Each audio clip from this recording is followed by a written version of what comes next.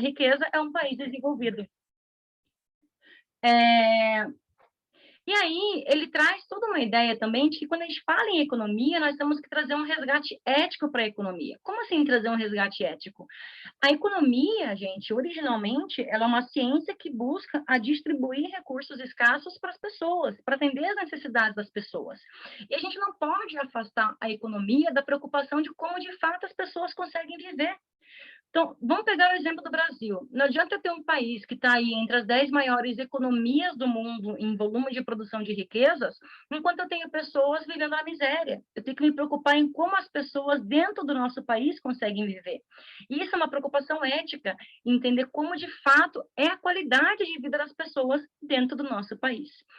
E o Amartya Sen, quando ele começa a trazer esses outros elementos, né, para estudar o desenvolvimento, ele traz uma ideia do desenvolvimento como uma expansão de liberdade. Em que sentido? No sentido de que o país vai ser mais desenvolvido quanto mais as pessoas forem livres para conseguir viver, realizar os seus planos de vida. E isso para quem está numa condição privilegiada, né, para quem tem acesso à educação, para quem tem acesso a uma casa, às vezes é difícil entender, né, mas eu sempre gosto de trabalhar o meu próprio exemplo familiar, né? Eu sou neta de retirante. Eu só tive condições de fazer um mestrado, um doutorado, porque os meus pais tiveram condição de estudar, porque os meus avós, que eram semi-analfabetos, investiram na educação. Né? Eu só tenho um título de doutora por conta de políticas públicas. Eu fiz o mestrado numa universidade federal e o doutorado numa universidade particular com bolsa. Se eu não tivesse tido acesso a esses mecanismos, né, eu jamais teria condições de ter feito um mestrado e doutorado. Então, por mais que eu me esforçasse, por mais que eu quisesse, né, voltasse aí para o estudo, se eu não tivesse esses mecanismos que me permitissem realizar esse sonho de vida, de ter um título de doutora, eu jamais teria conseguido sem ter esses mecanismos para ter acesso. Então, quando o Amartya Sen ele estuda o fenômeno do desenvolvimento, ele analisa todas essas condições pessoais, né, as características pessoais de cada indivíduo, mas também todos esses fatores socioeconômicos, culturais, ambientais, né, que vão influenciar a minha liberdade em poder escolher e ser aquilo que eu quero para a minha vida. E isso é muito importante, porque dentro desse conjunto de fatores que acaba influenciando o que você pode ser ou fazer na sua vida, o crédito é um dos elementos. Como assim? O Amartya Sen ele classifica alguma série de liberdades que são liberdades instrumentais, e uma das liberdades instrumentais que permitem a realização dessa liberdade substantiva em você ser e fazer o que você quer, são as facilidades econômicas. E ter acesso ao crédito é uma facilidade econômica. Ter acesso ao empréstimo bancário pode definir, por exemplo, se uma pessoa vai conseguir custear a sua educação superior quando ela precisa de um FIES para ter acesso ao ensino superior. Ter acesso ao crédito bancário pode definir se você consegue comprar sua casa própria. Se você não tem dinheiro para comprar um imóvel à vista e precisa fazer um financiamento pela Minha Casa Minha Vida, ter acesso ao crédito bancário pode definir se a tua empresa continua aberta ou não, agora com a crise do Covid. Por exemplo, o governo lançou uma série de linhas para ajudar as empresas, né, a se recuperarem, linhas de crédito, empréstimo bancário, para que as empresas pudessem não quebrar em razão da crise do Covid. As empresas que conseguiram ter acesso a essas linhas de crédito podem continuar abertas. As empresas que não conseguiram podem estar fechando as portas. Então, vejam como você ter acesso ao crédito pode ser um elemento que vai definir a realização dos seus planos de vida. E aí, quando a gente entende esse lado, de que eu tenho alguns instrumentos que contribuem para que eu possa expandir, né, e realizar os meus planos de vida, a gente começa a entender, né, que algumas dessas condições, elas são necessárias para que eu possa realmente buscar o meu desenvolvimento pessoal. E aí o crédito, ele pode passar a ser um instrumento não só para permitir o desenvolvimento de atividades econômicas, mas também para que eu possa ter um desenvolvimento social e um desenvolvimento humano daquele tomador do empréstimo. E qual que é a ideia, né, da gente trazer essa discussão sobre desenvolvimento com esses elementos mais amplos, né? Não só desenvolvimento econômico, mas social, humano, etc., né? Quando a gente fala nessas várias dimensões de desenvolvimento, a gente traz o conceito da que a gente chama de desenvolvimento integral, que é esse conceito que conecta as várias dimensões de desenvolvimento. né? E aí, quando a gente fala, por exemplo, em desenvolvimento no contexto da América Latina, tem duas coisas que são muito importantes a gente entender, né? A América Latina é o continente mais desigual do mundo. É o continente em que eu mais tenho pessoas, né, com um abismo entre as pessoas muito ricas e as pessoas muito pobres. E aí existem diversos estudos, gente, feitos pelo Banco Mundial, IPEA, CEPAL, enfim, por organismos internacionais, que eles demonstram que a América Latina não vai conseguir ser um continente desenvolvido enquanto a gente não reduzir as desigualdades sociais. E nisso, o crédito vai ter um papel. Tá? Você ter acesso ao crédito, por exemplo, e em que condições você tem acesso ao crédito, pode ser um fator para que você possa melhorar a sua condição de vida e, com isso, reduzir, né, escalando, né, ter uma ascensão social e, com isso, ir reduzindo as desigualdades sociais. E outra coisa que é muito importante, né, tem um autor que é muito legal, ele é da Argentina, o Bernardo Klicksberg, inclusive ele escreve alguns livros com a Amartya Sen, ele traz muito, de maneira muito interessante, a noção de capital social. Lembra que eu falei que o Amartya Sen ele propôs um resgate da ética na economia? O capital social, ele significa uma forma de capital que a economia tradicional não sabe valorizar. A economia tradicional, ela valoriza o capital natural, que são os recursos naturais que a gente tem, e o capital construído, né, que é toda essa infraestrutura que o homem constrói e que faz parte das atividades econômicas.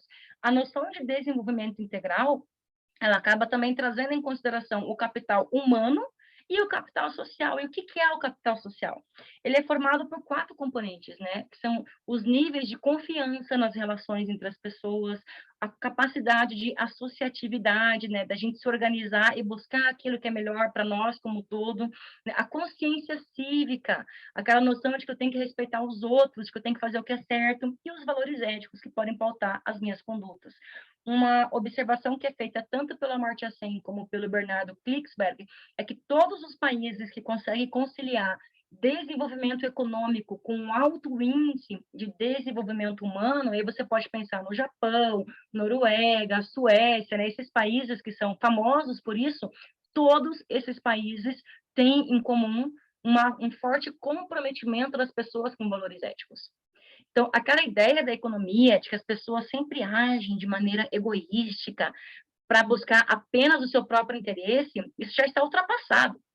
Tá? Isso, o Amartya Sen, na verdade, ele mostra que é uma leitura reducionista e uma leitura equivocada da obra do Adam Smith.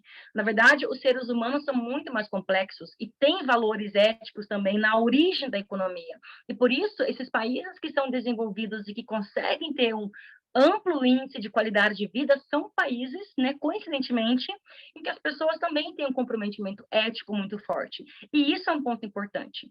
Se a gente quer pensar em construir um novo modelo de mercado, em construir um novo modelo de mundo a partir do que está acontecendo agora com a pandemia, se a gente quer pensar em transformar a sociedade, em transformar as instituições, em transformar as relações entre as pessoas, nós temos que fazer isso resgatando esses valores éticos. E por que isso é importante para o campo do crédito? Olha que interessante, crédito, a origem da palavra crédito vem do latim credere, que significa confiança. Então, hoje, todo o sistema financeiro, ele é pautado numa ideia de que você tem que demonstrar capacidade de renda, você tem que demonstrar faturamento para que você tenha acesso ao crédito. Né? Ou seja, eu tenho uma desconfiança generalizada. Né? E todo o sistema bancário, ele trabalha com a ideia de que tanto as pessoas de baixa renda, como as pequenas e médias empresas, são clientes de muito risco. Né? São clientes que, por não terem um patrimônio elevado, são clientes potencialmente inadimplentes para o setor bancário. E isso traz uma série de problemas, porque essa desconfiança faz com que essas pessoas sejam excluídas do sistema financeiro. E aqui nós começamos a entender um dos primeiros obstáculos para o desenvolvimento. O sistema financeiro, ele opera sob essa lógica, que as pessoas de menor renda e as pequenas e médias empresas são clientes de alto risco. São clientes que, por não terem renda ou faturamento elevado, representam um risco de inadimplência muito grande. E aí eu fecho as portas para o desenvolvimento, porque crédito, né, para pequenas e médias empresas, né, as pequenas e médias empresas e o consumo, especialmente das classes C e D, são os motores da economia brasileira. E o crédito é o combustível. E a gente começa a entender por que que hoje, na forma como, né, o nosso sistema financeiro opera no Brasil, ele é um entrave para o desenvolvimento do nosso país, tanto econômico, como para o desenvolvimento social, como para o desenvolvimento humano, para que as pessoas possam melhorar a sua condição de vida. E aí, quando a gente fala nessa relação entre creche e desenvolvimento, a gente pode separar isso de três formas diferentes. Do ponto de vista, assim, das finanças internacionais, né, os países que têm uma condição predominante na economia mundial, no sistema financeiro, nas finanças mundiais, são países que vão ter melhores condições de desenvolvimento. E aí, quando a gente faz uma análise da história do Brasil, veja, dos motivos pelos quais o Brasil continua subdesenvolvido é que nós nunca tivemos um sistema financeiro autônomo. O nosso país começa quebrado. A República Brasileira nasce quebrada. Por quê? Porque Dom João VI, quando ele voltou para Portugal, ele levou as reservas de ouro do Banco do Brasil e deixou o nosso país quebrado.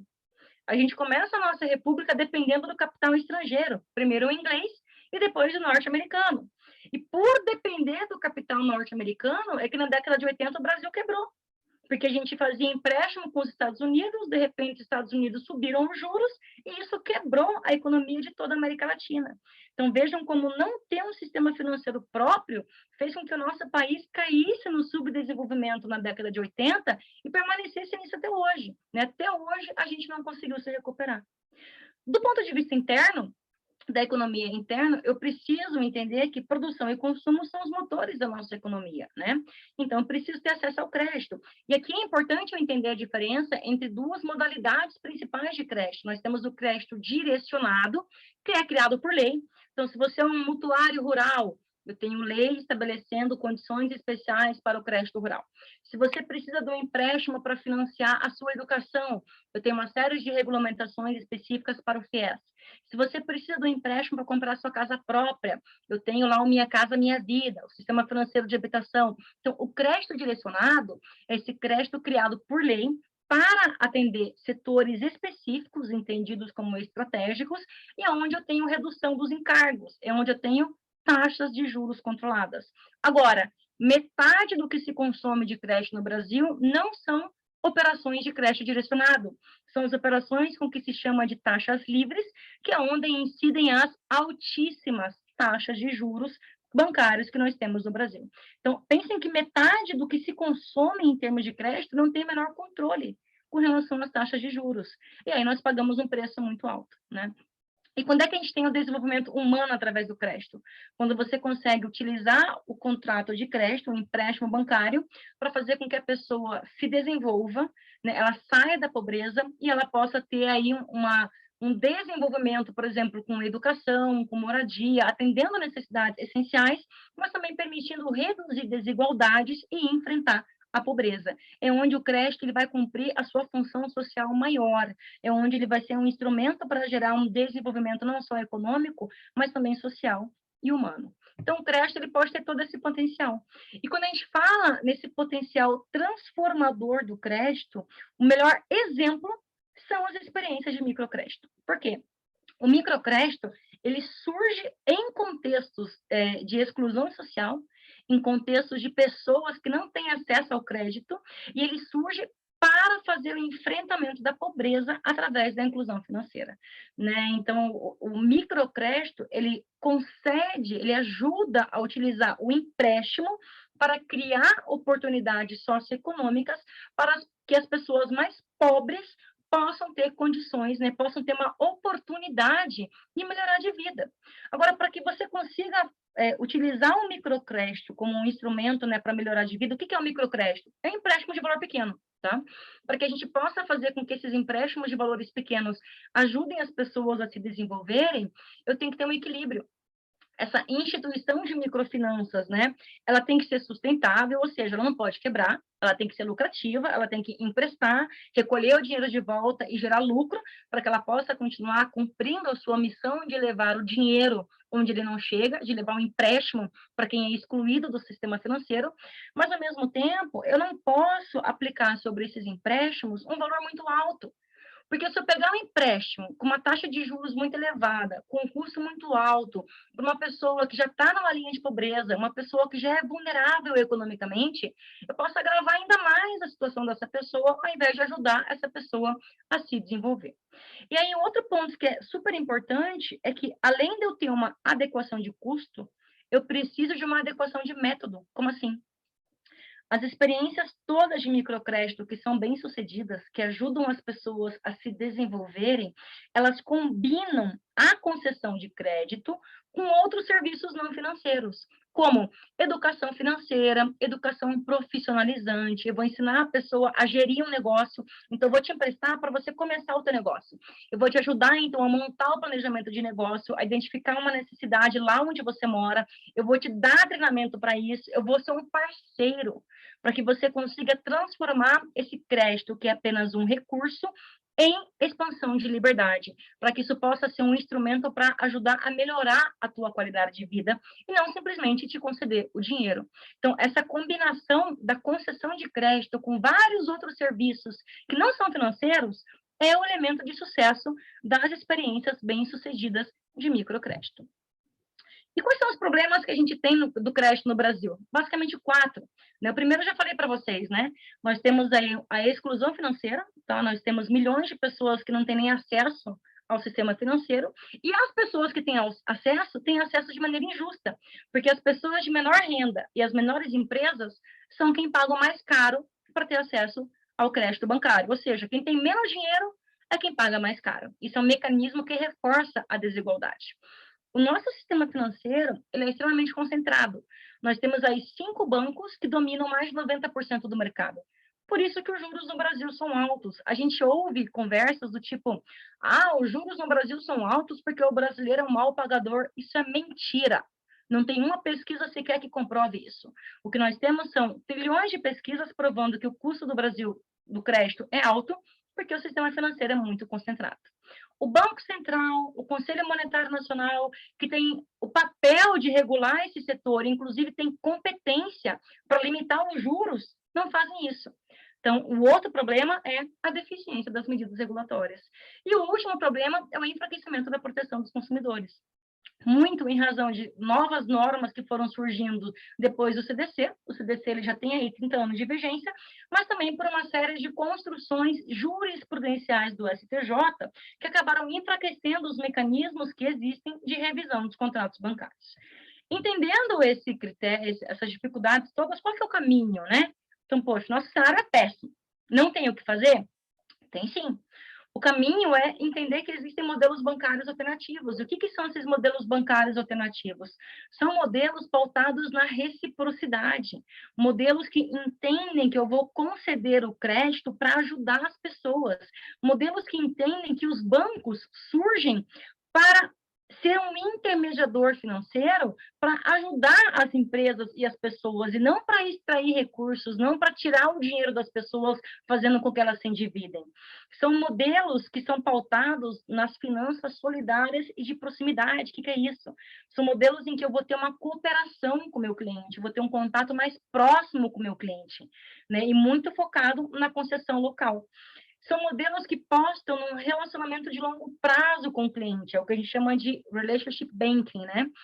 Esse modelo que aposta em várias operações a longo prazo, uma vez é simplesmente querer fazer um monte de contrato e ganhar um monte de dinheiro com isso. São modelos que, por serem mais próximos, me permitem romper essa assimetria de informação e captar outras informações para fazer o score de crédito do meu cliente.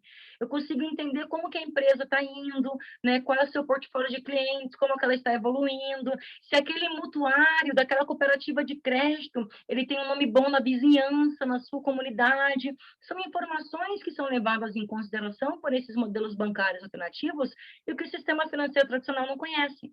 E com isso eu consigo romper a barreira da exclusão financeira. E o mais importante, são todos modelos que são pautados na ideia de atender o interesse de todos os envolvidos na concessão de crédito, e não só gerar lucro para distribuir para os acionistas dos bancos, que é como funciona o sistema financeiro tradicional. Essa é o que a gente chama de diferença, né, de uma orientação stakeholder, que considera os interesses de todos os afetados pela concessão de crédito, em relação a uma orientação shareholder, que é a que só considera os interesses dos acionistas dos bancos.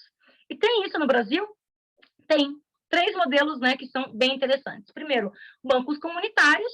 Isso aqui, normalmente, eles são organizados como OCIPs ou como ONGs, e é a própria comunidade que organiza. A comunidade se junta em situações, contextos de privação e pobreza, a própria comunidade monta um banco, gere esse banco, e ela estabelece aí todo o sistema de precificação dos contratos. Como que é feito isso? Exatamente do modo contrário do que os bancos fazem. Ao invés de eu aplicar um crédito com custo mais caro para quem tem menos dinheiro, os bancos comunitários fazem justamente o contrário. Eles aplicam ali taxa de juros mais altas para quem pode pagar mais. E eles concedem também serviços não financeiros. Então, você vai fazer um empréstimo, eu vou te treinar para usar esse empréstimo, para você começar a sua atividade produtiva, para que você monte um negócio e dê certo. Mais interessante, no Brasil, os bancos comunitários, eles usam moedas sociais. Eles usam moedas que são paralelas, que têm uma circulação local, e com isso eles conseguem criar uma rede de consumidores e produtores locais e criar toda uma economia local e gerar desenvolvimento em lugares que normalmente são marcados ali por muita pobreza. Mas além dos bancos comunitários, nós temos experiências de bancos públicos.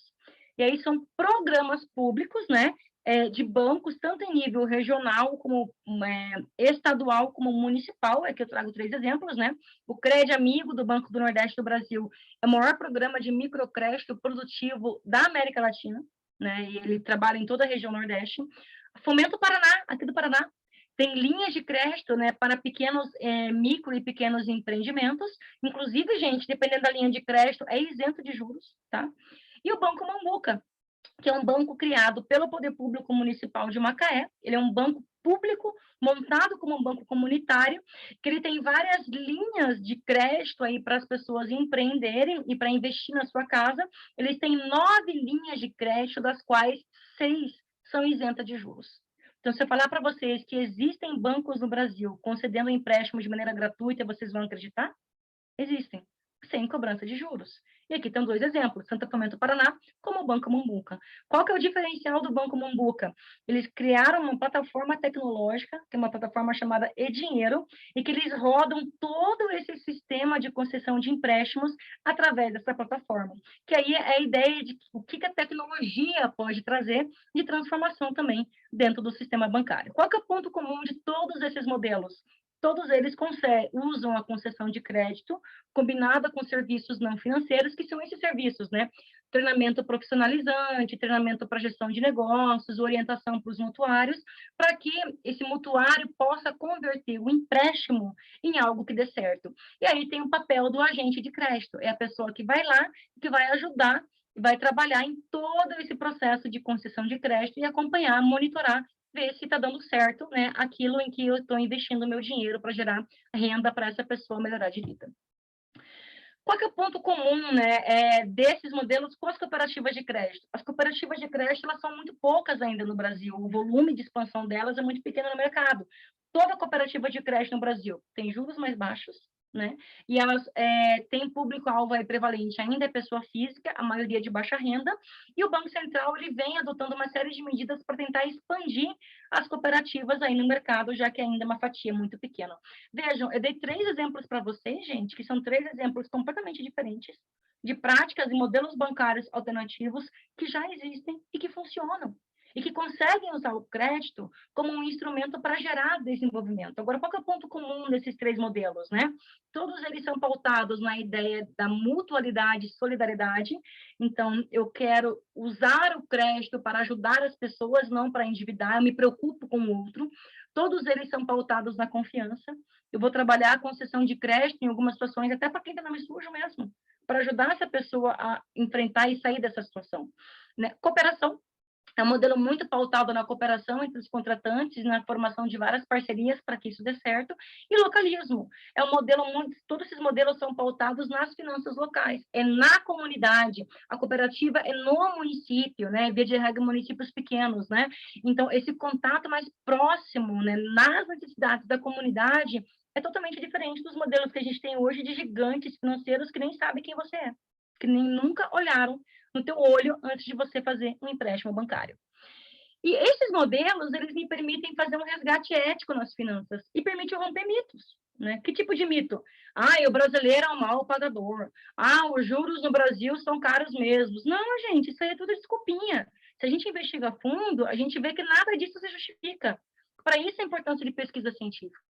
Esses modelos me permitem reconhecer um novo modelo de responsabilidade das instituições financeiras. Acontece em nível mundial. Já existem regulações internacionais que reconhecem que as instituições financeiras têm que gerar impacto social. Eu tenho que direcionar o crédito para onde eu posso gerar mais impacto positivo. Isso me permite reconhecer uma necessidade de mudar a regulação bancária. Por quê?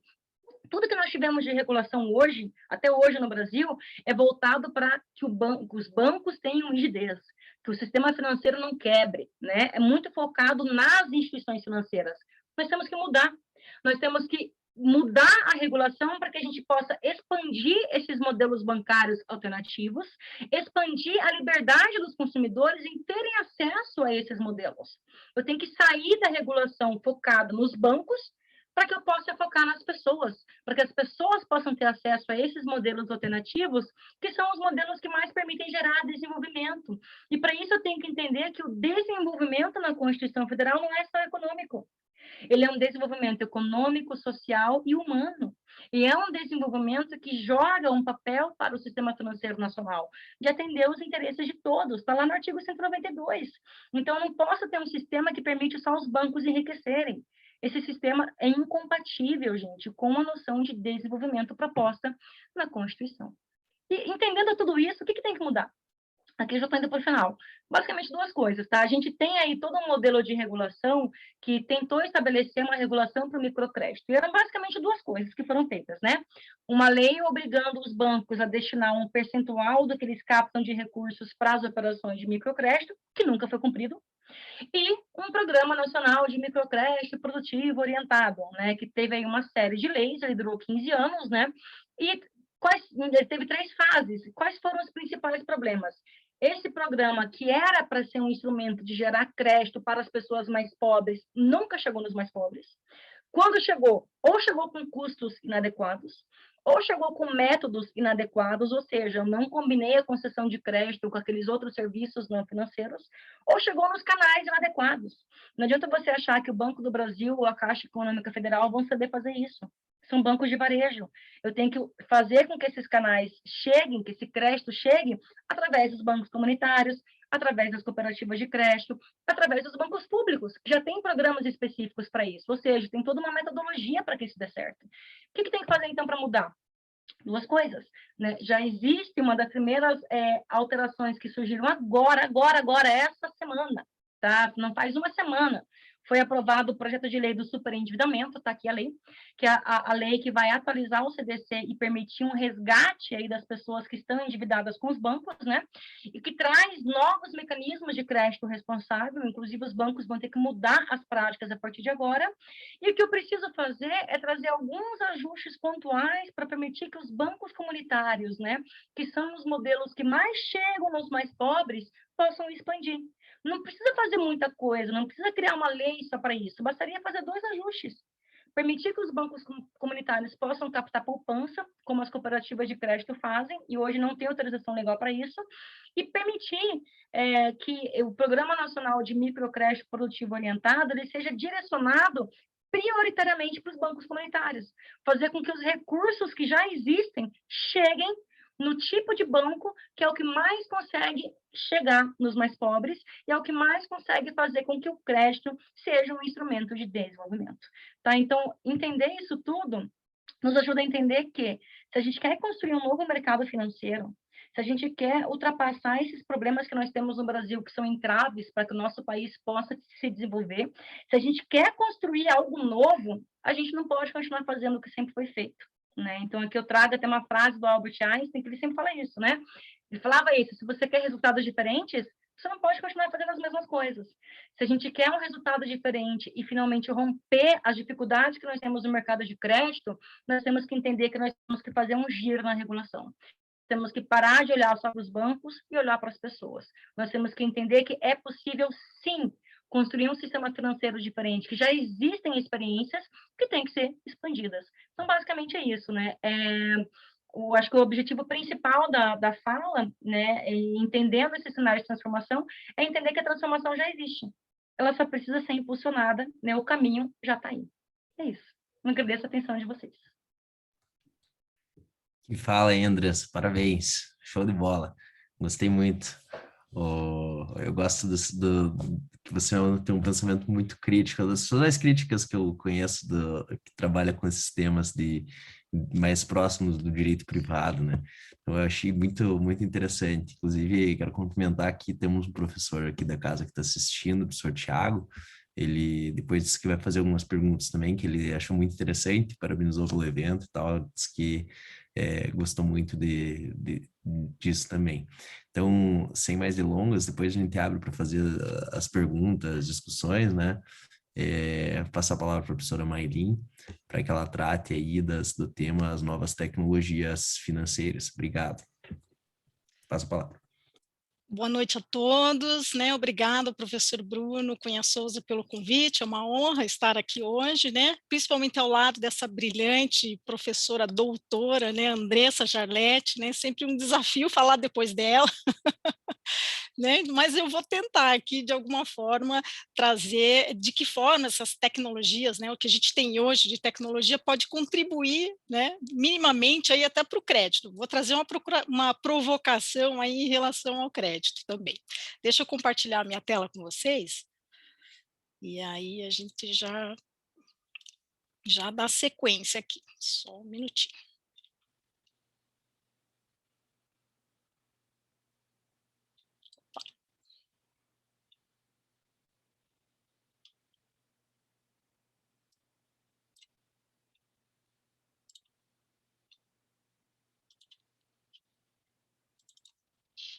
Só um minutinho.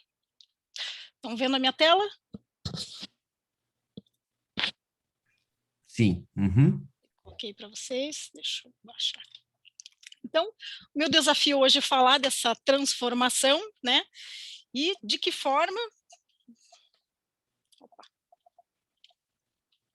Meu PowerPoint resolveu... Vamos lá.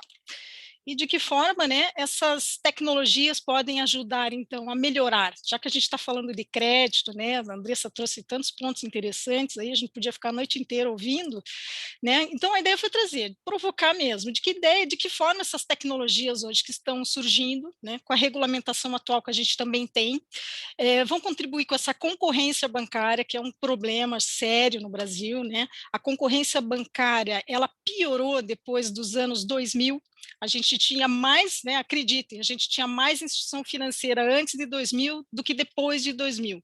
Aconteceu muita concentração, muita aquisição, fusão entre as instituições, porque o Brasil tem um medo tremendo de risco sistêmico, né? Então, a nossa regulação prudencial realmente era muito focada para a gente evitar um risco sistêmico. Então, sempre se focava todos os estudos, os índices, para evitar uma crise, né, uma quebradeira dos bancos, qualquer coisa que gerasse qualquer conflito e prejudicasse o nosso sistema financeiro.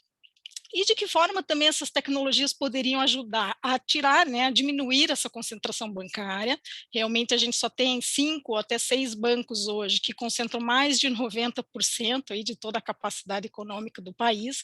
Então a gente tem esse grande desafio de criar mais concorrência, né, de criar uma competição e gerar mais eficiência, porque a ideia sempre de um sistema financeiro é que ele seja mais eficiente, que ele tenha um alcance, né, maior. A gente tem um número de desbancarizados ainda muito grande, né? Temos uma série de problemas aí, né? E de que forma tudo isso, né, vai contribuir ou pode contribuir com acesso ao crédito? Então, essa a ideia da palestra de hoje.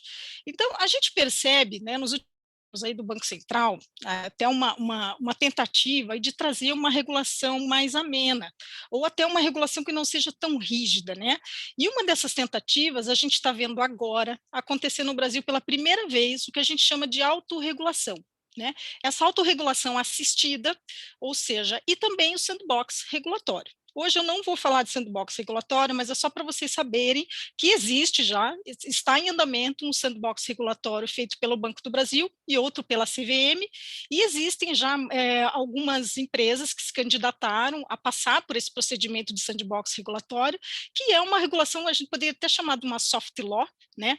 Ou seja, essas tecnologias, junto com a parte financeira, elas existem, vão ser controladas e vigiadas ali junto pelo Banco Central e pela CVM. Então, foram escolhidos, tiveram acho que mais de 28 candidatos, né? Acho que foram uma meia dúzia, 6 ou 7 empresas que foram escolhidas, e elas vão ser acompanhadas aí para ver de que forma que elas vão contribuir aí, e para depois talvez ter uma regulamentação que não seja tão rígida para que a tecnologia não seja afetada, né? Não adianta a gente colocar uma regulamentação muito rígida e você às vezes perder oportunidades, perder com que essa tecnologia seja inviabilizada. Então a ideia é ter esse tipo de, a gente só via autorregulação assistida normalmente dentro das agências, né?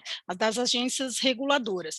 E agora a gente está vendo isso dentro do Banco Central, né? Junto com o Open Bank, ali que a gente vai falar um pouquinho mais para frente, está utilizando desse tipo de técnica legislativa, vamos chamar assim, para poder acompanhar essa evolução, né? E para ver de que forma que isso pode contribuir. Tá? Então, em 2016, na agenda do Banco Central, a agenda mais, né, ela já estava preocupada com essa ideia de inclusão, com essa ideia de competitividade, transparência, educação financeira, e até então a gente não tinha visto nada disso acontecer, né?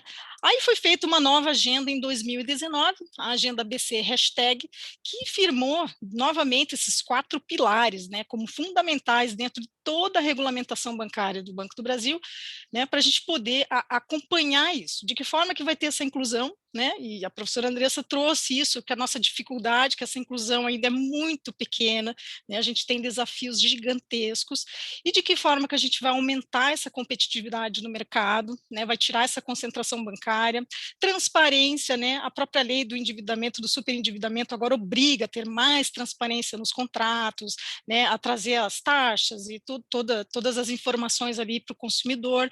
Educação financeira, até então a gente não tinha nada obrigatório no Brasil, né, principalmente no ensino, sobre educação financeira. E a partir de agora já temos aí um movimento maior, obrigando até as escolas, vão ser capacitados alguns profissionais até para que essa educação financeira comece a existir nas escolas. A gente não tinha isso até então. Então, assim, tudo isso é tardio? É tarde, né? Mas a gente vai ver, começa a ver um movimento mínimo, assim, né? Uma coisa já, mas pelo menos há um início, estamos num caminho aí, né? E de que forma a gente está acompanhando, estudando, pesquisando, né, todas essas transformações, né? Então, essa é a nossa ideia aí que aconteça também. Eu trouxe aqui uma linha do tempo, né, de quando que o Banco Central começou realmente a se preocupar com tecnologia, sistemas de pagamentos, fintechs, open bank, então tudo isso que a gente ouve falar, né? Então, começou lá em 2013, quer dizer, foi ontem, né? Foi muito tarde. Então, a gente está vendo isso tudo acontecer de forma muito simultânea, né? Porque 2013 começou a lei de arranjos de pagamento, ou seja, 2013 a gente já usava o internet bank, né? E a gente não tinha ainda um conceito de moeda eletrônica. A mesma moeda, a moeda escritural, a moeda física, né? Você tinha uma legislação já antiga, lá de 64, desde o Banco Central, e a gente utilizava a mesma lei. Então, a partir dali, o Banco Central se preocupou, né, com esse tipo de nomenclatura, a dar conceitos, a realmente legislar alguma coisa. E foi a partir dali que a gente trouxe também o que a gente chama de instituições de pagamentos, ou seja, possibilitou que hoje a gente tenha essas empresas de maquininhas, uma série de fintechs aí de pagamentos, a partir daquela lei de 2013 também, né? Em 2016, a gente teve ali a abertura das contas digitais, que hoje permite que você nem saia de casa, que você tire uma foto com um documento, né, a partir do seu celular, e você consiga ser identificado para poder abrir uma conta digital. Então, isso era inimaginável até então, você tinha que ir ao banco, né? O gerente, quem estava abrindo a sua conta, tinha que ver quem é você tinha que assinar papel, levar toda essa documentação. Isso aqui é, sim, um avanço, né? Para que exatamente também os desbancarizados, ou essa nova geração, né, tenha mais acesso também e possa ter uma conta digital. E aí, a partir de 2018, então, veio uma grande transformação, porque a partir de 2008 a gente verificou, né, uma crise financeira global, né, como diz a professora Andressa, a gente está na crise desde a década de 80 e não saímos dela ainda, né? Mas a ideia é que a partir de 2018 a gente crie uma regulamentação mais branda, né, para criar novos institutos. Então foi criada em 2018 a ideia das fintechs, né? Já existia no mercado, né? Você juntar o que é fintech, o termo, né? Quando você junta financial, ou seja, qualquer modalidade financeira, e tecnologia.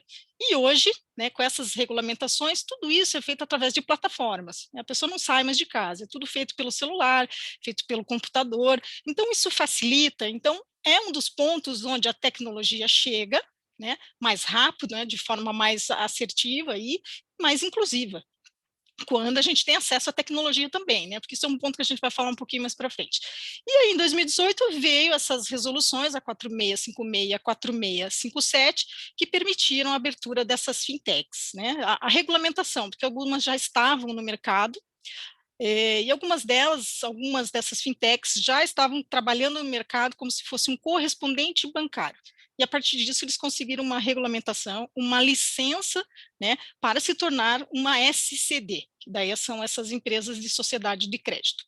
A partir de 2019, então, a gente teve a alteração da lei do cadastro positivo e a primeira ideia, a consulta pública sobre Open Bank, né, que a gente pegou um estudo estrangeiro, principalmente do Reino Unido, para tentar implementar no Brasil o que é o Open Bank, né, esse compartilhamento de dados abertos, e para poder exatamente trazer essa aceleração, trazer essa ideia de tecnologia fomentando, ajudando essas questões todas, tá? A partir de 2020, né, a gente viu ali que a regulamentação das fintechs é de 2018. A partir de 2020, então, isso aqui é uma reportagem, novos negócios começaram a surgir e a gente viu a expansão das fintechs no Brasil. O Brasil hoje é considerado um polo, né, sobre fintechs no mundo inteiro. São Paulo é considerada a quarta capital das fintechs do mundo, né, de tão importante que isso está acontecendo no Brasil. Hoje a gente tem uma falta no mercado de pessoas capacitadas, principalmente em legislação, de que forma que se abre, né, uma fintech, de que forma que tudo isso é feito. Então, assim, é um mercado que está expandindo bastante. Então, é um mercado bem interessante também, até para quem está estudando, né, os acadêmicos aí, quem sabe se especializar mais para frente numa certa especialidade, enfim. E dentro dessas fintechs, eu trouxe aqui algumas modalidades, né, que existem, as fintechs de pagamentos, porque fintech pode ser qualquer coisa que você diga que tem a parte financeira e tecnológica, não necessariamente ela tem uma regulamentação específica, né? Então, essas modalidades podem passar desde pagamentos, desde gestão financeira, as fintechs de empréstimos, né, e de negociações de dívidas, as crowdfundings, as fintechs de investimentos, de eficiência financeira, de seguros, blockchain e Bitcoin. Essas também não têm ainda uma regulamentação própria, né, mas existem aí vários projetos de lei em andamento e quem sabe em breve aí a gente tenha alguma regulamentação sobre fintechs de Bitcoins aí de criptomoedas. E eu trouxe aqui, então, uns exemplos de fintechs, né, que existem já no mercado, essas de back-office, ou seja, que vão ajudar em contabilidade, gestão financeira, precificação, os cartões, essas contas pré-pagos, né, fidelização, finanças pessoais, riscos e compliance, enfim.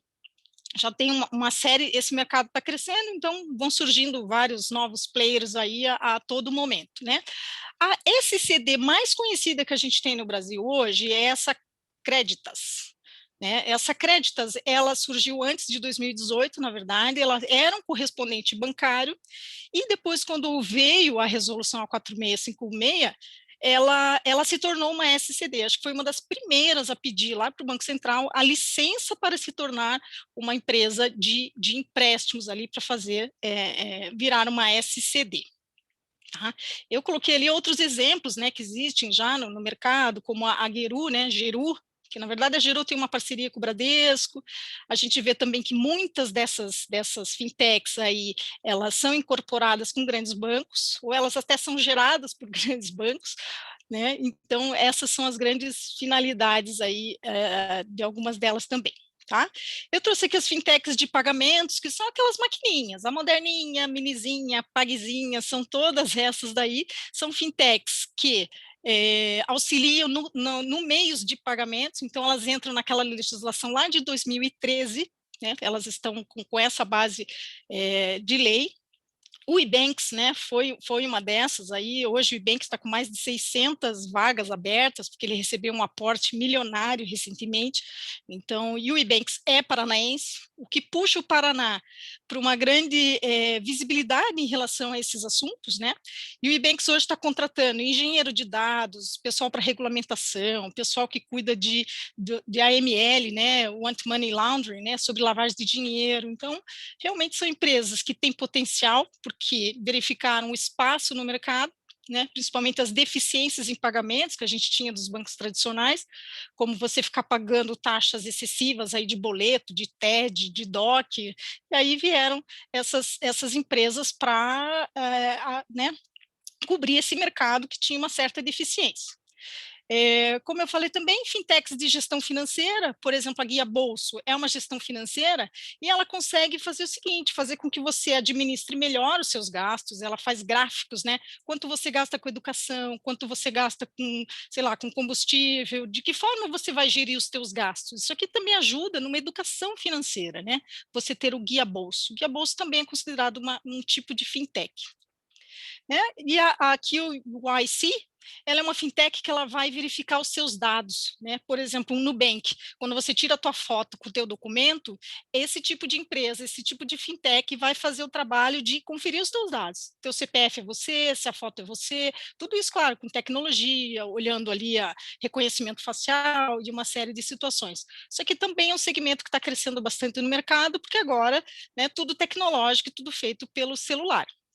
Então, essas fintechs aqui também têm estão crescendo. O mercado Bitcoin, né, que é uma exchange de Bitcoin também, ela não tem regulamentação própria, mas ela é considerada uma fintech, né, pelo termo. E eu trouxe o radar de agosto do ano passado, porque esse agora vai vir em agosto de 2021, né? Para a gente verificar que em sistemas de pagamentos estão, a maioria das fintechs se enquadram dentro dos sistemas de pagamentos, né? E uma segunda parcela daí dentro da parte de empréstimos, que são os maiores volumes. Então, nesse gráfico a gente vê que 16,4% são de meios de pagamento e 15,8% são as fintechs de crédito, né, normalmente que fazem empréstimos. Esse número de 742 aqui já está bem desatualizado. Hoje nós temos mais de 1.000 fintechs, né? Estou esperando o report aí de agosto de 2021 para a gente ver esses números e de que forma que eles estão crescendo aí, né? Enfim. Como eu falei, né, o Sudeste é o polo dessas soluções financeiras, né, o Paraná, aqui o Sul está vindo ali em segundo lugar, 20%, né, das fintechs, ou de toda essa questão está no Sul, e eu tenho ouvido reclamações, por exemplo, de escritórios que há uma concentração em São Paulo e já uma precificação feita pelos escritórios de São Paulo para atender as fintechs, ou seja, realmente são poucos escritórios ainda que estão fazendo esse tipo de trabalho, e há essa necessidade aí de aprimoramento, né? Eu trouxe aqui uma notícia exatamente sobre aquisições, né, que agitam esse segmento. Esse estudo dizia que 90% das fintechs eram criadas para serem vendidas, principalmente quando você tem uma grande ideia, quando você tem uma grande solução, a ideia é que seja vendida por alguns milhões, que um grande banco, uma grande instituição venha e acabe comprando essa fintech. O que acaba gerando que a gente tem exatamente o receio, né? De novo, uma grande concentração. Né? Apesar de você ter a tecnologia, apesar de você ter uma fintech com uma excelente ideia, quer dizer, ela vai ser adquirida por uma grande incorporação, uma grande financeira, e a longo prazo a gente vai ver a mesma situação. Quer dizer, os números não vão mudar. Então, essa é uma preocupação que a gente tem quando, né, se debruça sobre esses estudos. Eu trouxe aqui aonde, né, procurar informações sobre fintechs, né? O distrito é do Brasil, e a AB Fintechs é a Associação Brasileira das Fintechs. E a CB Insights é americana, mas traz também relatórios bem eficientes, com números, né, o que está acontecendo. Então, esses relatórios são bem completos, então são bem interessantes para quem quiser acompanhar. Vou falar um pouquinho dessas fintechs de crédito, né, a SCD e a CEP, né? Porque o Banco Central trouxe uma regulamentação mais branda, né, como eu tinha dito, para vocês terem uma ideia, quando você vai abrir uma instituição financeira tradicional, você começa com 17 milhões e meio para abrir uma, até 100 milhões, e para abrir, por exemplo, uma SCD, o capital social integralizado é de 1 milhão. Então, só nessa questão, né, do capital integralizado, a gente já percebe que houve realmente um abrandamento da legislação para possibilitar novos entrantes, né, para quebrar essa barreira de entrada, porque a gente tinha esse problema da concentração. Então, as SCDs, que são instituições financeiras, né, elas têm licença, o tipo de uma licença obtida no Banco Central para se tornar, para fazer essas questões de empréstimos, elas são obrigatoriamente através de plataformas eletrônicas, então você não vai ver agências dessas empresas de SC, não tem uma agência física da Crédita, nunca vai ter, porque a legislação obriga que ela seja por plataforma eletrônica, e os empréstimos feitos por essas empresas, elas são constituídas na forma de SA, então são sociedades anônimas, não pode ser uma empresa limitada, né? Então vai ter sempre gestor, vai ter uma série de situações ali, todas geridas pela lei das SAs também, e esses empréstimos vão ser feitos sempre através de cédulas de crédito bancário. Então, acaba virando, sim, um título executivo, né? Porque a própria lei da 10.931 de 2004 obriga isso, né? A cédula de crédito bancário, ela é um título executivo, mesmo de forma eletrônica, né? Então, já temos aí essas questões aí para discutir também, né? O que mais que a gente tem aqui? Falei ali do capital de 1 milhão, né, para a constituição delas, e normalmente essas empresas, elas também podem prestar serviços como análise de crédito, cobrança, a parte de representantes de seguros e emissor de moeda eletrônica, né, como eu falei da lei de 2013, que foi a primeira vez que a gente fala de moeda eletrônica no Brasil. Já em 2020, então, a gente teve as fintechs, 2018, 2020 começa a vir a ideia do Pix, né? O Pix é a moeda eletrônica hoje brasileira, que é uma moeda extremamente rastreável, né? E ainda não temos tarifa para isso, mas ela vai estar já começando a ter uma discussão em relação a exatamente esse poder do Banco Central, né? Você tem um instrumento que ele hoje pode ser colocado dentro de um e-commerce, por exemplo, e você não tem mais a maquininha dentro do e-commerce, você não vai ter mais um agente integrante ali de pagamento, né, que a gente chama de gateway de pagamento, porque você não precisa mais, você pode colocar um Pix, né, fazer um pagamento, e o Pix tem uma programação que ele pode ser lá para frente, isso ainda não existe, tá? Vai ser o Pix cobrança, que ele vai ser possível fazer um parcelamento via Pix, ou seja, a hora que você permitir um parcelamento via Pix, para que você vai ter um cartão de crédito, né? Você vai fazer um parcelamento de um cartão. Então, isso aqui está sendo estudado até com cautela pelo Banco Central, porque isso pode acabar com um ecossistema gigantesco que a gente viu ali, que são os meios de pagamentos, né? Isso aqui pode gerar uma confusão. E 2021, a partir desse ano, a gente está vendo o Open Banking, né? E o Open Banking que é a grande promessa, que a gente já vem estudando há um certo tempo, porque a ideia era para ter implementado o Open Banking no passado e o Pix viria para esse ano. E, de repente, eles inverteram.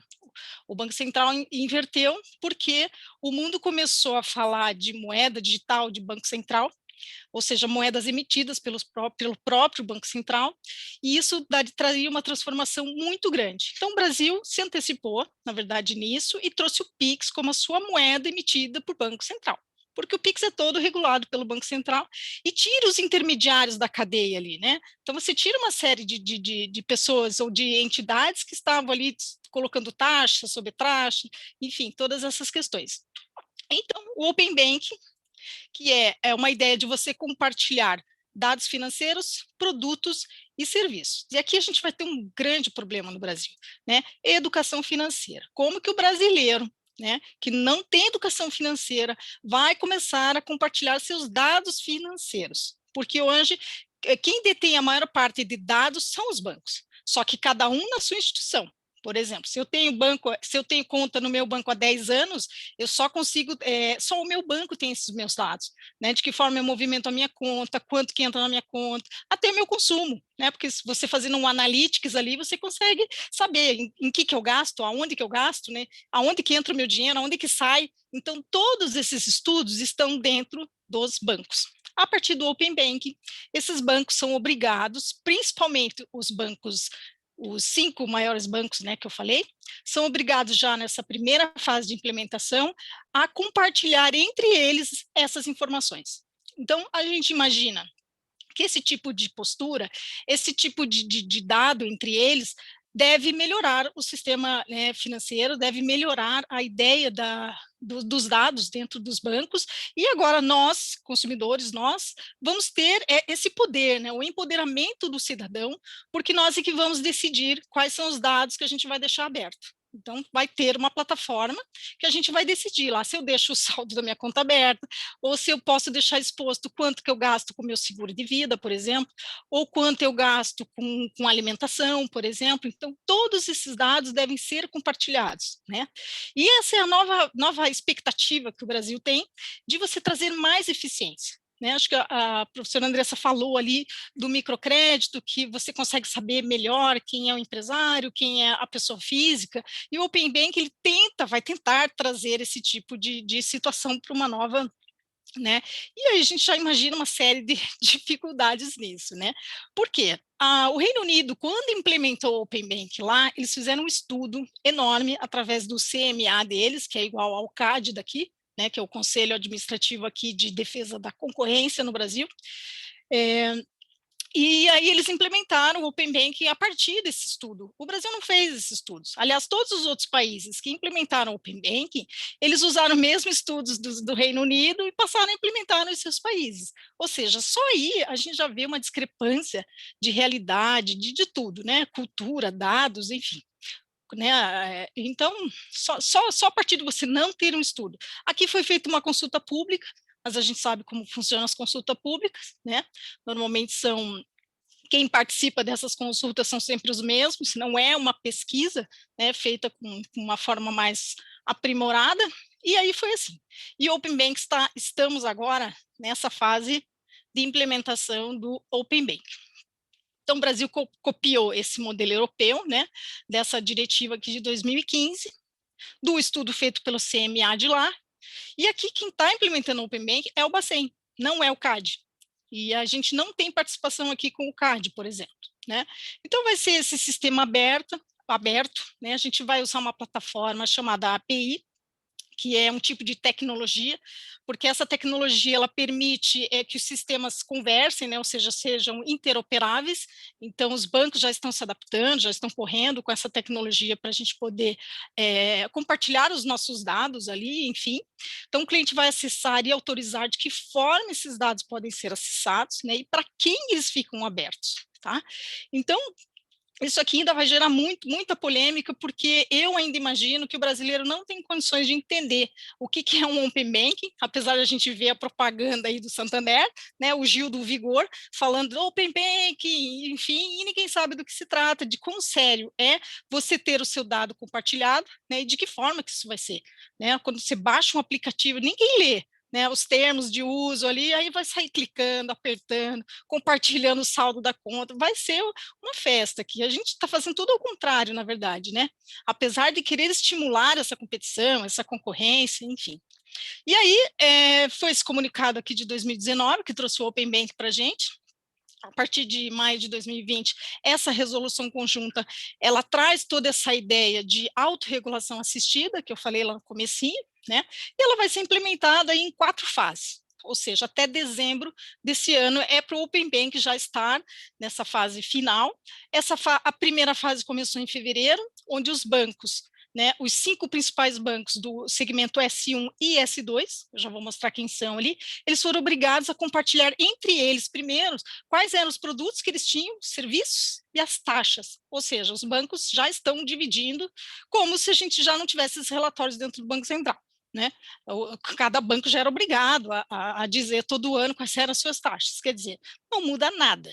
Né? A partir da fase 2, que é em julho, nós estamos agora nessa fase, eles são obrigados ali a já compartilhar entre eles os seus cadastros, ou seja, né, eu não sei como é que está a confusão entre eles ali, porque isso era um segredo de cada instituição financeira, né? Cada um tinha o dado do seu cliente e mantinha isso, né, bem protegido, né? E agora a gente tem LGPD também, A gente tem que pensar e questionar de que forma essa lei e de que forma o Open Banking se cruzam aí para proteger os dados do cidadão, dados financeiros, né?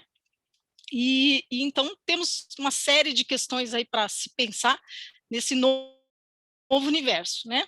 Ali, né, os papers e os estudos falam das vantagens do Open Bank, do empoderamento do cliente, que ele vai ser responsável, e aí a gente já põe esse contraponto aí de uma educação financeira, né? O amplo compartilhamento, aumento da concorrência, e aí a gente sabe que no Brasil a concentração é absurda, ela não é pequena, ela é muito grande, né? Essa transparência de gestão, que a gente tem uma legislação já imensa, que obrigava a ter transparência, a gente nunca teve, né? Essa customização de produtos, ou seja, vou compartilhar meus dados porque eu quero que a instituição me enxergue melhor e traga um produto mais personalizado para mim. Tá, agora, será que isso realmente vai acontecer? Ou, por exemplo, a taxa de juro, né? Será que o banco vai me oferecer uma taxa de juro mais baixa, simplesmente porque ele vai olhar o meu histórico, vai saber que eu sempre paguei em dia as minhas contas, vai saber que eu sempre fiz empréstimo e paguei meu empréstimo? Então, são questões, né, que a gente tem que já pensar e discutir para entender de que forma essas tecnologias estão vindo, elas existem, né, são tardias no Brasil, e a gente vai ter que enfrentar todas elas aí diariamente. Esse aqui é o segmento S1, então são os bancos obrigados a já aderirem ali o Open Banking, né, é Bradesco, Itaú, Santander, Banco do Brasil, Caixa Econômica, e acho que o BTG Pactual está nesse segmento também.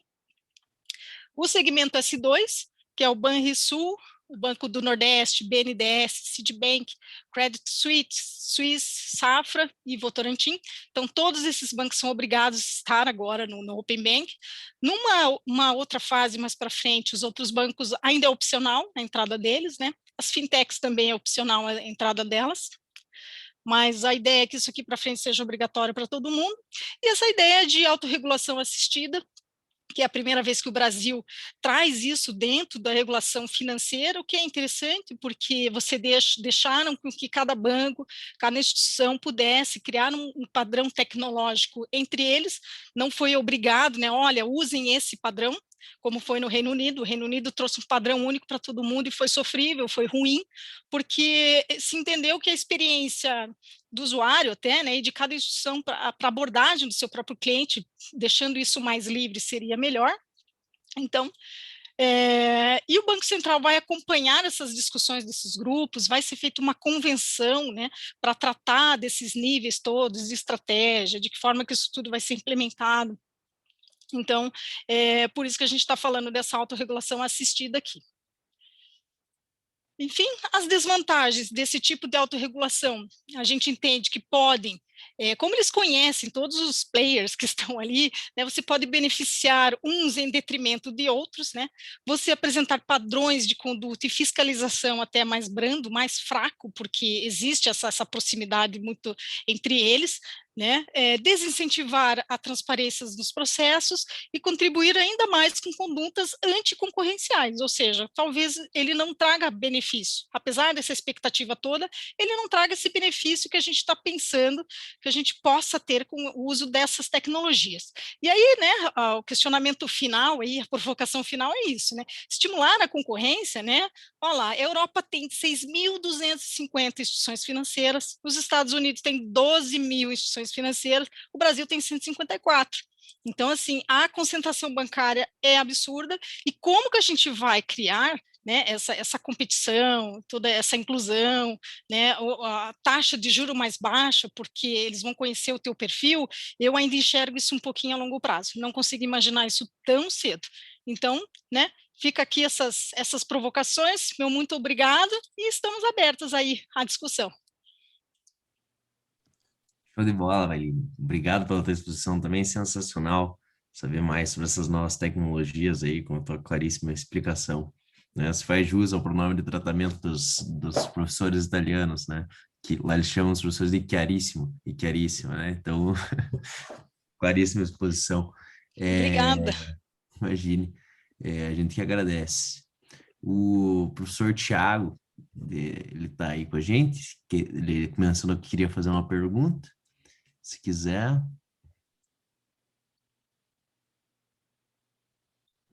Ele pediu ali para abrir o áudio dele. Ah, Vou mandar para ele a solicitação. Opa, peraí. Tenta de novo aí, Tiago. Aí, tá me ouvindo? Deixa eu botar você para co-anfitrião aqui, que você consegue daí ligar Acho teu... que fica mais fácil. Deixa eu só me situar aqui, calma aí. Puxa, eu fiz isso com a professora... Ai, meu Deus, como é que é? Ai, Jesus amado. Peraí. Olha, não consegui te colocar ele como anfitrião aqui. Não tem problema. Eu vou pedir para a Priscila ligar teu vídeo aqui. Já O que liga. acontece? Você vai numa configuração, é como se num lugar onde você cria uma co-sala, tipo, como se fosse uma outra sala, é uma coisa assim. Aí você atribui lá um papel de anfitrião. Muito bem, Bruno. Primeiro, agradecer aí pelo evento de transformação. Achei sensacional o tema, como um bom professor de Direito Civil aí.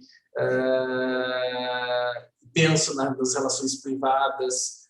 É muito importante, às vezes, quando eu falo para os alunos, eles têm que seguir uma relação emendária no sentido normativo, você acaba ficando restrito a alguns temas. Então, por exemplo, eu não consigo abordar a relação efetiva, por exemplo, de crédito bancário, como a professora Andressa trabalhou, porque falta tempo, né? Então, como você vai trabalhar lá em negócios jurídicos ou obrigações, a importância social do crédito. Muito bem. Eu achei, primeiro eu conheço a professora Andressa, tive a oportunidade de fazer um curso de revisão de contratos bancários com ela já, se eu não estou enganado. Muito bem, de toda forma, eu gostaria de agradecer pela exposição dela, eu achei sensacional, tanto dela quanto da professora Marinho, mas por que o da Andressa chamou a atenção? Não estou aqui para falar da minha dissertação do mestrado, mas só para ela perceber, eu estou trabalhando a empresa como espaço de liberdade e emancipação do jovem.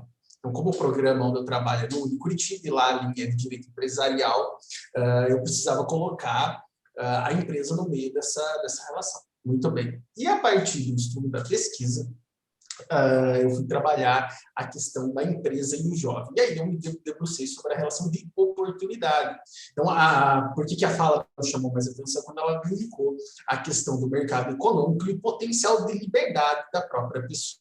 Isso faz uma diferença enorme na vida e no cotidiano, no meu caso, do jovem e de quase na maioria de todos que estão presentes aqui, dos nossos alunos, dos nossos jovens, porque é para eles que o mercado e toda a estrutura do sistema vai trazer vão proporcionar novas oportunidades, seja empreendendo, seja trabalhando no seu próprio escritório, né? Então, eu vejo que essa relação de empreendedorismo, principalmente para o jovem, quando ele se forma, é muito importante, porque ele sai com aquela cabeça assim, pô, eu vou fazer pelo menos eu vou colocar aqui 60% dos meus alunos. Então, eu vou fazer concurso público. Ótimo, maravilha, não sou contra. Mas você sabe o que é advogar? Você precisa empreender. Se você não empreender, você vai ser um advogado como qualquer outro.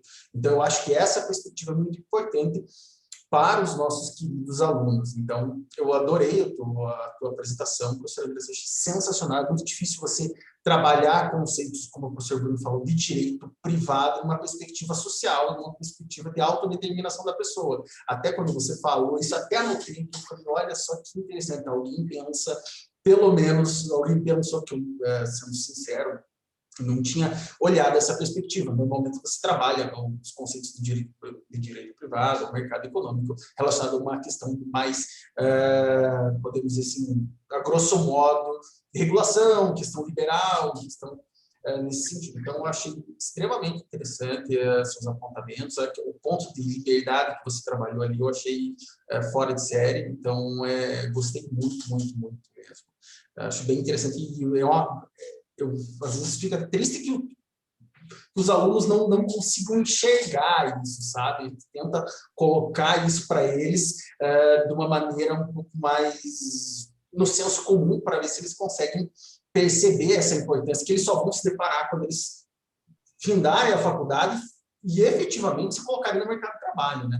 Acho que essa é um ponto bem, bem interessante. Da professora Marinho, eu achei importantíssimas as relações das fintechs, eu estava até refletindo aqui, e aqui vai um senso comum aqui um pouco para sair um pouco dessa...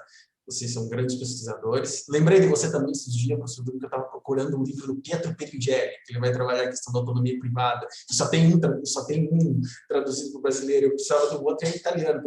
Também vou mandar para ele, já que ele andou traduzindo os livros que eu fiquei sabendo aí no grupo, vou mandar para ele. Mas lembrei de você. Então, com relação ao que a professora Mari colocou, eu achei também bem importante. Acho que você não sabe, como eu tenho uma empresa também, e eu vejo essas relações, principalmente relacionadas à questão do mercado digital, PIX. Então, cada vez mais, é bem senso comum aqui, mas só para quem sabe aproximar, para que o aluno consiga, às vezes, enxergar onde isso está colocado, às vezes, na realidade deles. Então, isso é uma microempresa, só para que vocês tenham, não tem uma empresa gigante. Então, cada vez mais você vê esse mercado. Então, por exemplo, mercado pago, você vê as relações com o PIX. Então, todos eles buscam novas formas de empreendedorismo. Porém, e aí vem uma questão crítica minha, é essa relação, principalmente em relação à concorrência e às microempresas. Então, por exemplo, hoje é o mercado pet, só para que vocês entendam. Então, hoje o mercado pet tem uma representatividade muito grande. Então, você tem marcas hoje que trazem um valor agregado muito grande. Marcas que trazem não só para o animal, mas também para o ser humano. Tem marcas desenvolvendo roupas para a pessoa, para que você desenvolva a sua roupa da mesma marca do cachorro. Muito bem. Então, mas é verdade. Então, assim, o que acontece? Essas empresas, grandes empresas, elas tentam limitar o mercado em relação a preço. Então, ela deixa a concorrência para a própria microempresa. Então, não interessa se você compra 100, 200 ou 300 daquele produto X. Vamos colocar aqui uma ração para que vocês percebam mais vivamente isso. Então, eles tabelam esse preço e jogam para a empresa que ela traga novos benefícios para esse cliente, para atrair esse consumidor. Então, é interessante, porque o representante comercial da empresa X, ele chega e fala, o preço é tabelado, senão eu corto a sua distribuição.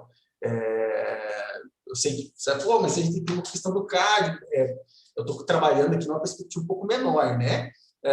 Mas é só para vocês entenderem como que isso funciona. Então, essa questão da regulamentação, principalmente com as microempresas, o que acontece? Às vezes a empresa, no meu exemplo, eu tenho um funcionário, aluguel, as microempresas menores, elas conseguem chegar, muitas vezes, em benefícios mais atrativos, porque trabalham com seus familiares, não tem um custo efetivo empresarial maior. Então, essa relação que ela falou das fintechs é interessante, são novas formas que tem colocado no mercado, principalmente o mercado pet, que serve de conselho para vocês, é um mercado que está extremamente em alta, apesar da crise do Covid-19, posso dizer por experiência própria, mas é de extrema relevância. Então, adorei, professora Marinho, achei extremamente interessante. Eu não tenho um conhecimento aprofundado sobre o tema, o máximo que eu consegui chegar, tem até um colega meu de Curitiba que trabalha alguma coisa dos blockchains, é Fernando alguma coisa, ele tem até ele me deu de presente um livro, Blockchains, Bitcoin, Smart Contracts, Adriana Filiprandi e o Fernando Lopes.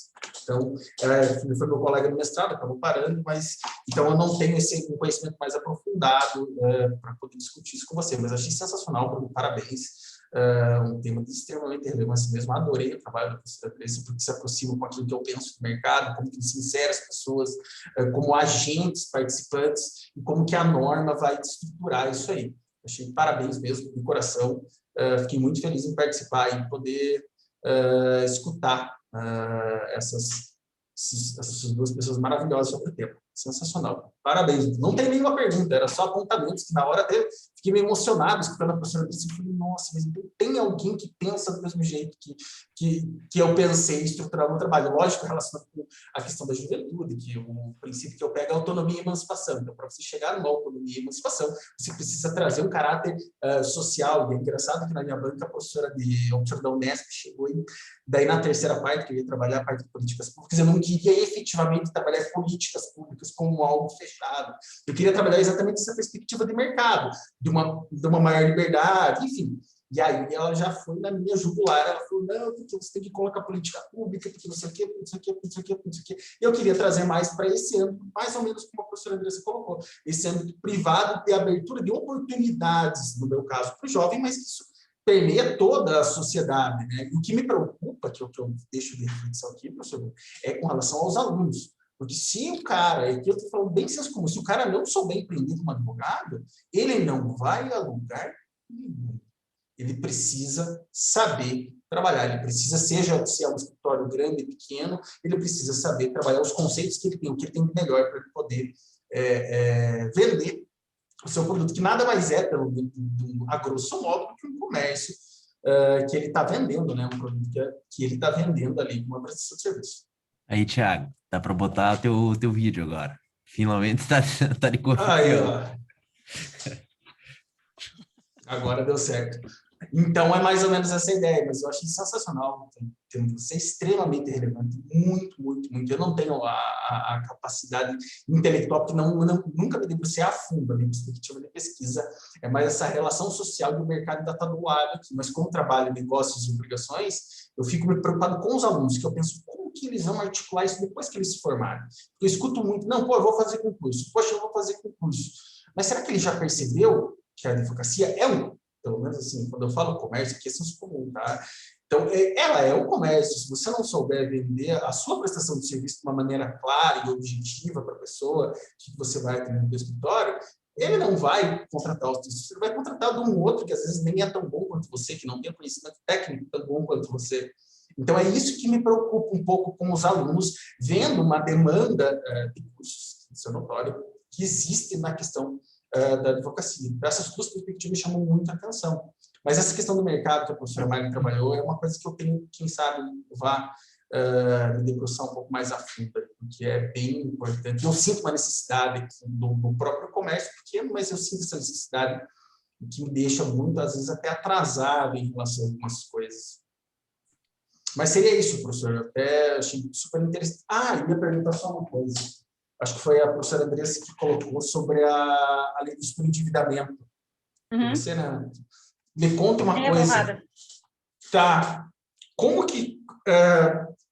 desculpa, é uma dúvida mesmo de aluno. Me explica uma coisa. Como que se estrutura, porque eu não li a lei, então é bem aluno mesmo.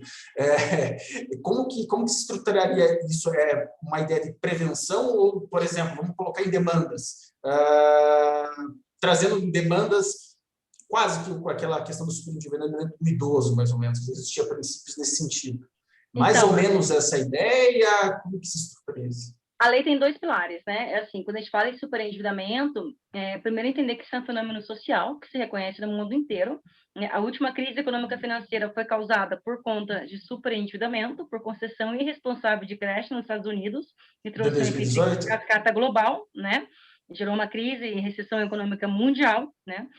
E tanto que, assim, em 2012, teve um estudo do Banco Mundial que ele recomendou aos países todos que adotem mecanismos tanto para prevenir como para tratar o superendividamento, né? Então, o que é o superendividamento? Ele é a situação da pessoa física, então é para a pessoa física, né, pessoa natural, que ela tem mais dívidas bancárias do que ela consegue pagar com seu salário, com sua renda e patrimônio presentes e futuros. Então, quando a gente fala em superendividamento, é sempre dívida a crédito. Porque o endividamento que você mantém ao longo do tempo tem que ser a crédito. Aquilo que você compra à vista, você já liquidou, né? E aí se reconhece que o superendividamento é um problema social e que eu tenho que garantir para o consumidor de boa fé, a pessoa que por algum motivo tem mais dívidas do que se consegue pagar, e aí também as pesquisas, tanto no Brasil como no mundo inteiro, comprovam que as pessoas superendividadas são superendividadas por algum acidente da vida, não é a pessoa que sai gastando e não quer pagar. Ou porque ficou desempregado, ficou doente, teve um divórcio, nasceu trigêmeos, né? Tipo, existem várias situações imprevistas que mudam aí a tua condição econômica. Para ter uma ideia, o Brasil tem 30 milhões de superendividados, né, até o ano passado. Com a pandemia, a previsão chega a 42 milhões de pessoas, justamente por conta das mudanças econômicas que a pandemia trouxe para muita gente, né? E aí, para essa pessoa que é super endividado, né, se entendendo que é uma pessoa de boa fé, a lei ela vai funcionar de duas formas diferentes. Ela traz mecanismos de prevenção, e aí nisso ela reforça uma série de obrigações que o banco tem em relação à concessão responsável de crédito. Então, ele tem que avaliar as condições da pessoa de fazer o pagamento, ele tem que ter transparência, né, nas informações sobre os contratos de crédito, sobre o custo do crédito, tem que não só informar, mas aconselhar, advertir o consumidor sobre os riscos da contratação de empréstimo, porque até hoje a gente vê muito assédio. O cara se aposentou, no dia seguinte, ele recebe uma cartinha de banco oferecendo empréstimo consignado para ele. Pô, como é que tem acesso aos dados? Já começa aí, né, Maylin?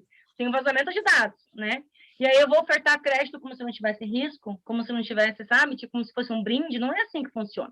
Então, a lei, ela opera em duas frentes. A primeira é de forçar a concessão responsável de crédito, e aí veio com uma série de mecanismos, né, para estabelecer algumas proteções. Quer ver um que é muito legal? Que é dos contratos coligados, né, para professor de obrigações, né? Contratos coligados. Então, assim, você faz um financiamento de veículo porque você está comprando um carro zero, ou um carro usado, que seja, numa concessionária. Você só está fazendo o financiamento para comprar o veículo. Aí você compra o carro dá um monte de problema. Você tenta resolver e nunca conserta.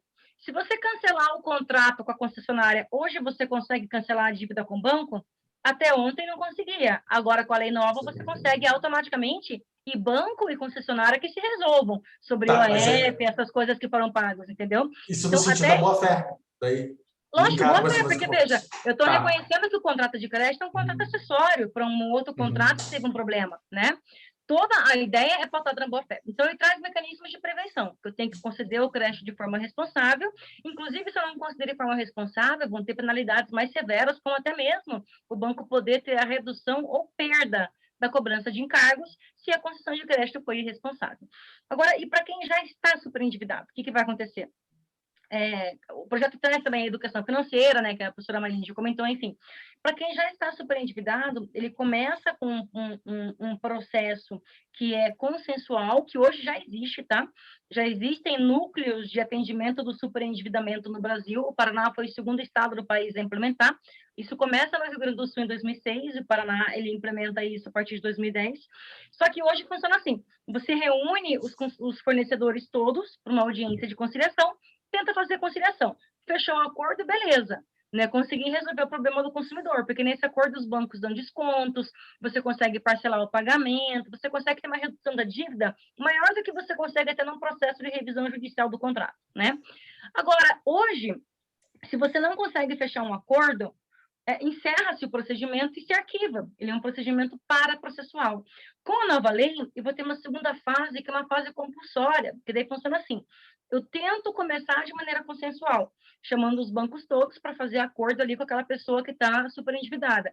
Se não chegar num acordo consensual, aí vai para um processo compulsório, que é um reescalonamento da dívida, permitindo que esse consumidor pague de modo a preservar um mínimo existencial, de modo a manter a sua dignidade, entendendo que as dívidas bancárias não podem ser uma escravidão financeira, e nisso o juiz vai poder reescalonar os prazos das dívidas, vai poder reduzir ou cortar encargos se ele considerar que esses contratos de empréstimo foram concedidos em concessão irresponsável do crédito, vai poder mexer nas garantias, vai suspender os encargos de mora, ou seja, é como se fosse uma recuperação judicial da pessoa física. Para as empresas já existe o procedimento, para a pessoa física não tem. Você vai fazer o quê? Você vai pedir insolvência? E daí já está fora do mercado de crédito para sempre? Não, eu preciso dar a essa pessoa uma possibilidade dela se reestruturar. E a lei vem nisso, né? A inspiração do projeto de lei nosso são duas: é a legislação francesa de superendividamento, porque existem modelos diferentes disso no mundo. Os principais modelos são o francês e o americano, e o nosso modelo ele adota o francês porque é um projeto que foca na reeducação financeira do consumidor endividado, e ao mesmo tempo ele também é muito pautado nessas experiências de vanguarda do judiciário, que criaram esses mecanismos que já existem de conciliação, né, o projeto piloto que surge em 2006 e que já foi replicado aí, inclusive aqui no Paraná desde 2010, né? Então, basicamente a ideia é essa, né, você permitir que as pessoas que estão superendividadas, elas possam pagar suas dívidas, possam garantir o seu mínimo existencial, possam recuperar a sua dignidade, porque, gente, quem está excluído do mercado de crédito está excluído do mercado de consumo, e a gente vive numa sociedade de consumo. A exclusão do consumo é exclusão social, você não faz nada se você está excluído do mercado de consumo, tá? Então, a ideia é entender tanto a função social do crédito como um respeito à dignidade da pessoa humana, como também, né, valorizar a boa-fé. Porque, lembre, esse projeto todo é para consumidor de boa-fé. É para pagar suas que hoje não consegue, porque o sistema financeiro ele opera sob uma lógica que não é de privilegiar o bom pagador. Perfeito, entendi. Bacana, muito interessante. Mas essa relação compulsória que o juiz faria nesse processo teria quase que como um efeito de sentença, sem sentença, sem processo? Mais ou menos Não, vai ter processo, vai ter sentença, porque, na verdade, assim, esse processo ele começa de forma consensual. Quando você fecha um acordo na fase consensual, esse acordo vale como título executivo judicial. Já é assim hoje, e a lei está mantendo. A diferença é que hoje, se você não resolve com esse acordo, o processo se encerra, até então, né? Agora, se não resolver com a fase consensual, vai para uma segunda fase, que é um reescalonamento compulsório das dívidas. Gente, nós estamos falando hoje de 40 milhões de brasileiros superendividados, que até então não tinham um procedimento com força de lei para garantir o tratamento dessa situação, e agora passam a ter. Quando a gente pensa, por exemplo, em mercado de trabalho para advogado, nós estamos falando de 40 milhões de pessoas que podem precisar do auxílio de um advogado para conseguir resolver suas dívidas e ser reinseridos no mercado de consumo.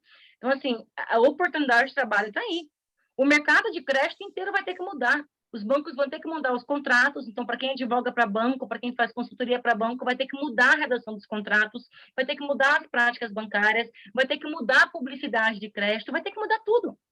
Vai ter que mudar tudo, né? Então, essa lei ela vem trazer um novo mecanismo de responsabilidade das instituições financeiras.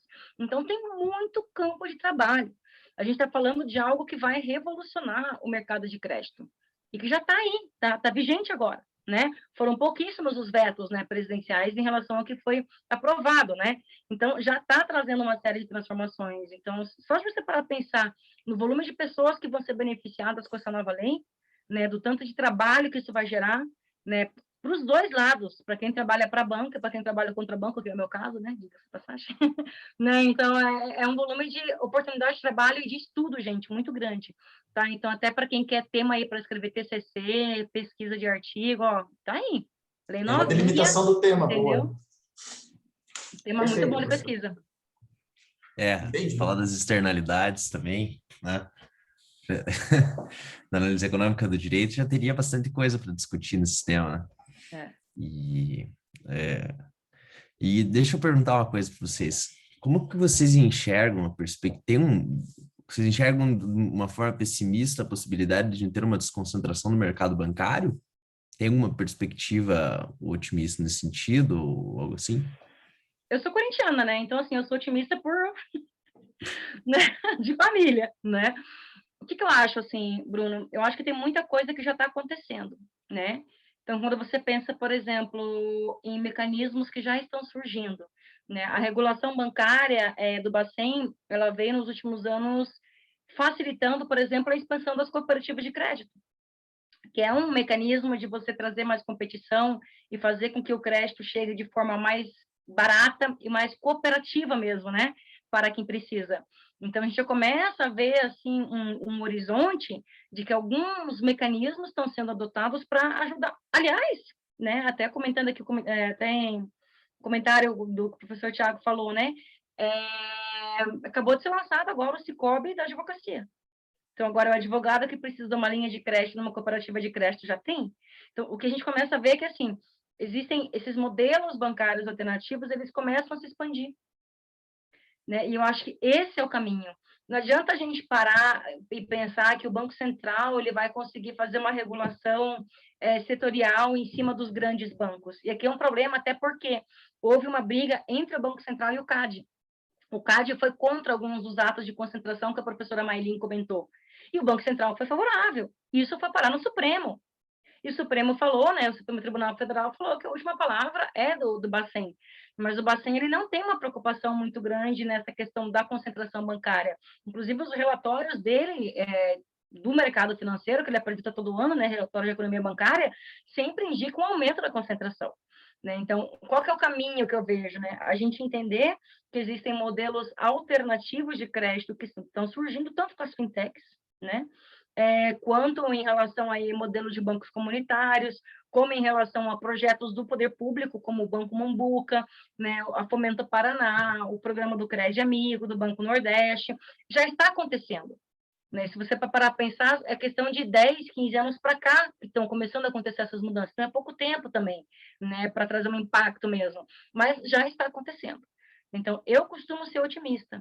Né? Eu costumo ver que as coisas estão acontecendo e estão se expandindo. Em 98, o Brasil tinha um banco comunitário. Em 2020, nós temos mais de 100.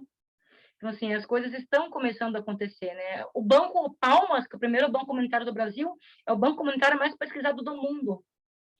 Mais pesquisado do mundo. Vocês vão encontrar trabalhos sobre ele no MIT.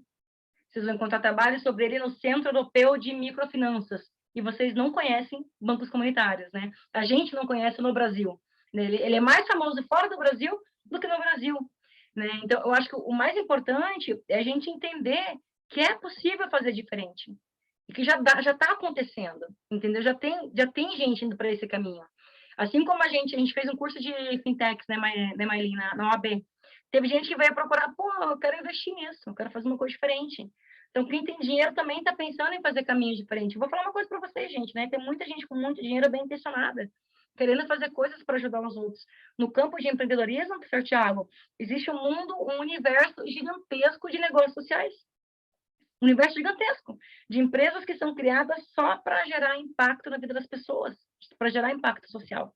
Então, eu acho que isso é uma tendência, inclusive, para o universo das finanças, até porque, em nível internacional, já começa a existir regulações, né, e compromissos dos bancos, em nível internacional, de gerar o acesso ao crédito onde mais vai trazer impacto. Então, isso é uma questão de tempo para que isso comece a vir para o Brasil. Né, esses novos compromissos. E a lei do superendividamento é um primeiro passo para isso.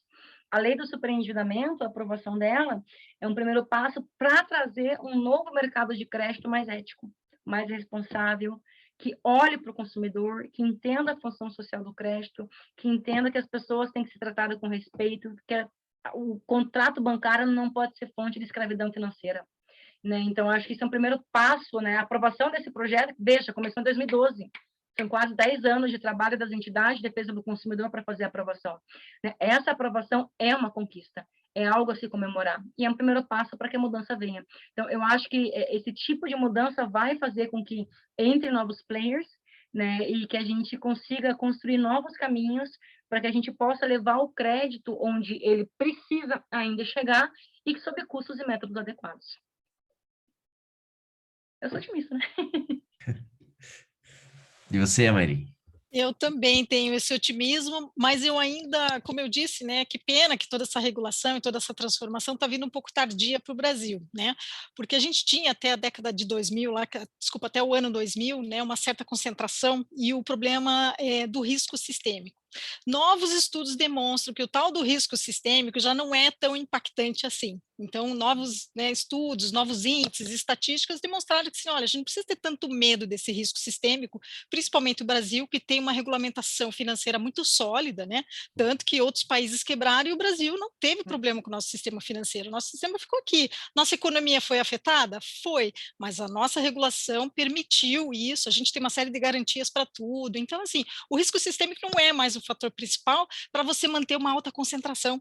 Então, por isso os esforços, né, da legislação mais moderna, de você trazer essa ideia da autorregulamentação assistida, o sandbox regulatório, isso é fantástico. Então, a gente vai ver uma transformação, sim, quem sabe aí em 10 anos, 15 anos, de que isso tudo vai coexistir. Né? Uma coisa eu acho que não vai eliminar a outra, mas eles vão coexistir.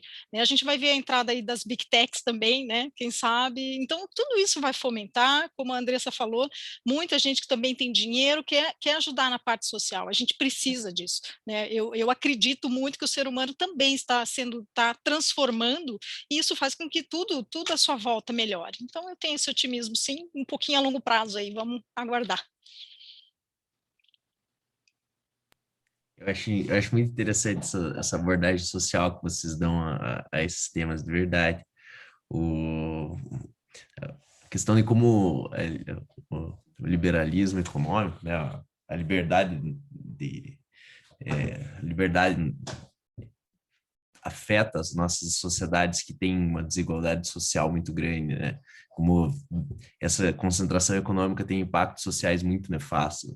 Então, eu acho isso muito, muito bacana e por isso agradeço pela apresentação de vocês, por tudo que vocês contribuíram aí para a gente.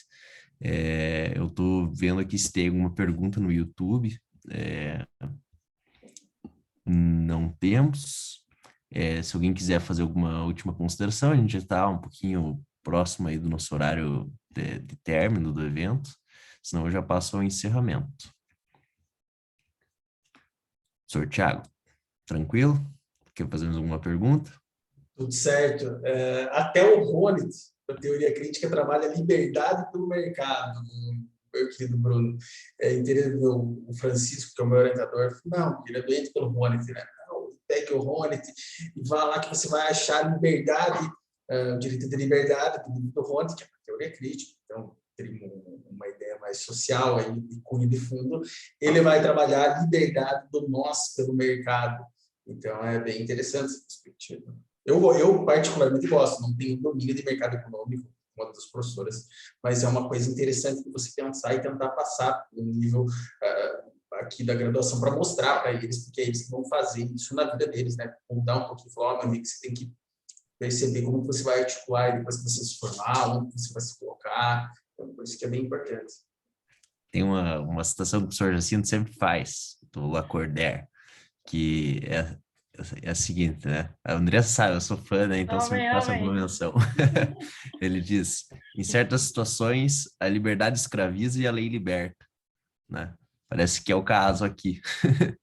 Então, já que a gente não tem nenhuma consideração complementar, sem mais delongas, aí agradeço as professoras convidadas, grandes amigas aí por terem participado hoje aí desse nosso evento Transformação. Certamente agregou para todos os participantes, porque todos que estavam aqui no começo estão aqui agora no final, e isso é um indicativo da grande qualidade das intervenções de vocês. Agradecer ao professor Thiago por ter participado tão intensamente aqui do nosso evento, né? E dizer que, desde logo, quando a gente tiver a possibilidade de fazer presencial, temos que fazer, porque vocês têm que conhecer aqui a cidade de Ponta Grossa, a gente tem que fazer alguma atividade presencial assim que possível, assim que tivermos todos vacinados, essa situação da pandemia esteja mais amena, certo?